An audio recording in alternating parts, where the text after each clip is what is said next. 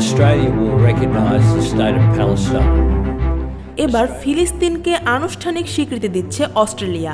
আগামী মাসে জাতিসংঘের সাধারণ পরিষদের সম্মেলনে ফিলিস্তিন রাষ্ট্রকে আনুষ্ঠানিক স্বীকৃতি দেওয়ার ঘোষণা দিয়েছে অস্ট্রেলিয়া। সোমবার ক্যানবেরায় এক সংবাদ সম্মেলনে এই সিদ্ধান্তের কথা জানান অস্ট্রেলিয়ার প্রধানমন্ত্রী অ্যান্টনি আলবানিজ। এর আগে যুক্তরাজ্য, ফ্রান্স ও কানাডা একই ঘোষণা দিয়েছে। সবগুলো স্বীকৃতি সেপ্টেম্বরের সম্মেলনে আনুষ্ঠানিকভাবে কার্যকর হবে। এদিকে জার্মানির সংখ্যাগরিষ্ঠ জনগণও ফিলিস্তিনকে স্বীকৃতি দেওয়ার পক্ষে মত দিয়েছেন। ফারসা institute for foreign policy journal international politics পরিচালিত এক জরিপে দেখা গেছে গড়ে 54% উত্তরদাতা ফিলিস্তিনের স্বীকৃতির প্রশ্নে হ্যাঁ বলেছেন।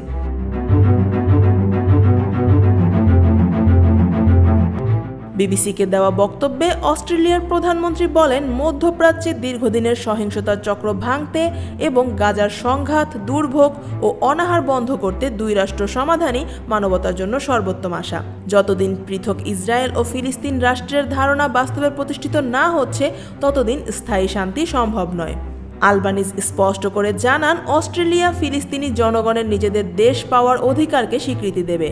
আন্তর্জাতিক সম্প্রদায়ের সঙ্গে ঘনিষ্ঠভাবে কাজ করে এই অধিকারকে বাস্তবে রূপ দেওয়াই তাদের লক্ষ্য। তিনি আরও জানান, ফিলিস্তিনি কর্তৃপক্ষ তাকে আশ্বস্ত করেছে, ভবিষ্যতের ফিলিস্তিন রাষ্ট্রে হামাসের কোনো ভূমিকা থাকবে না। এই আশ্বাস দেওয়ার পরই ক্যানবেরা স্বীকৃতি দেওয়ার পথে এগিয়েছে। যদিও গাজায় মাহমুদ আব্বাসের নেতৃত্বাধীন ফিলিস্তিনি কর্তৃপক্ষের সরাসরি নিয়ন্ত্রণ নেই, প্রায় 2 দশক ধরে গাজার শাসনভার রয়েছে সশস্ত্র সংগঠন হামাসের হাতে।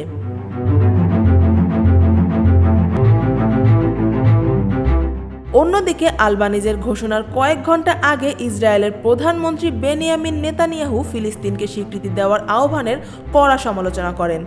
তার ভাষায়, এতে শান্তি আসবে না, বরং নতুন করে যুদ্ধের সূত্রপাত হবে। ইউরোপের কয়েকটি দেশ ও অস্ট্রেলিয়ার এই উদ্যোগকে তিনি হতাশাজনক ও লজ্জাজনক বলেও অভিহিত করেছেন। এদিকে নিউজিল্যান্ডের পররাষ্ট্রমন্ত্রী উইনস্টন পিটার্স জানিয়েছেন, তার দেশও আগামী মাসে ফিলিস্তিনকে স্বীকৃতি দেওয়ার বিষয়টি বিবেচনা করছে। তার ভাষায়, এটি দেওয়া হবে কি হবে না সেই প্রশ্ন নেই, কেবল সময়ের ব্যাপার।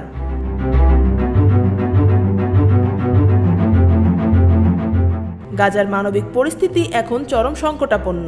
গাজার স্বাস্থ্য মন্ত্রণালয়ের তথ্য অনুযায়ী গত 24 ঘন্টায় ইসরায়েলি হামলায় নিহত হয়েছেন 61 জন। এর মধ্যে 35 জন ত্রাণ প্রত্যাশী।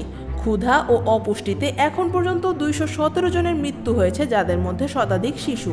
সামগ্রিকভাবে ইসরায়েলি হামলায় প্রাণ হারিয়েছেন 61,430 ফিলিস্তিনি। আহত হয়েছেন 1,53,000-এর বেশি মানুষ। প্রধানমন্ত্রী আলবানিজ ইসরায়েলের সমালোচনা করে বলেন, দেশটি আন্তর্জাতিক আইন অমান্য করছে এবং গাজায় পর্যাপ্ত ত্রাণ ঢুকতে দিচ্ছে না। বর্তমান সংকটের মধ্যেই তিনি সুযোগ দেখতে পাচ্ছেন দুই রাষ্ট্র সমাধানের পথে অগ্রসর হওয়ার। অস্ট্রেলিয়া আন্তর্জাতিক সম্প্রদায়ের সঙ্গে কাঁধে কাঁধ মিলিয়ে সেই সুযোগ কাজে লাগাতে চায়। Afia Akter, desk report, Dhaka watch.